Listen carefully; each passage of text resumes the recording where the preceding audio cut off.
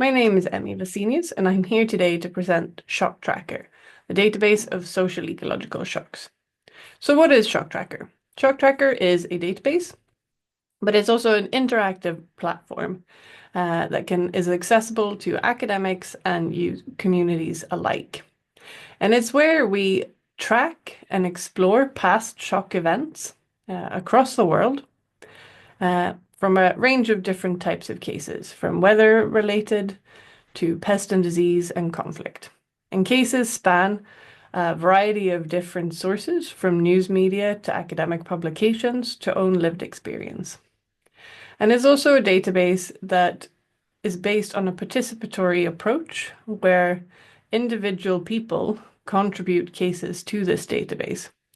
And it's seen as a complement to many of the other databases and sources of information that is out there.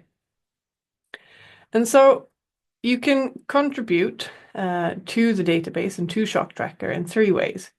You can add a new case that you know of that is not yet in the database. You can update an existing case, and you can flag a case that you think we should be aware of.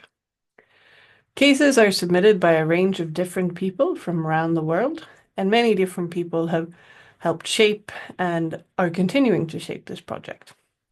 And myself, Emmy, and Julia were the initial developers of this platform, and it's us you contact through our contact form. Why did we develop Shock Tracker? Well, we're seeing that we're living in an increasingly shock-prone world, where climate or weather-related events are increasingly intense, frequent, and often have shifted timescales or time frames than we're used to.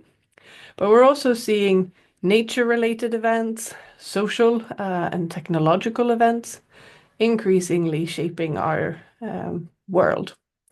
And we argue that in order to understand how to better prepare for and prevent these events in the future, we need to first start by understanding the events of the past. We are also seeing that many of these events are increasingly complex or have an increasingly complex causality, where they're driven by multiple different drivers in a compounding, cascading, or multi-hazard way.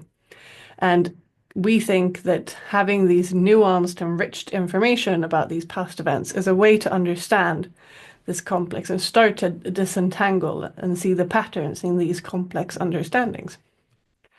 We also acknowledge that these events have a diversity of impacts. Current databases generally look at events that resulted in lives lost and report on that, or on insurance damages.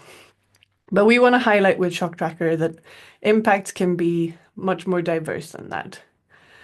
Ecosystems can be affected.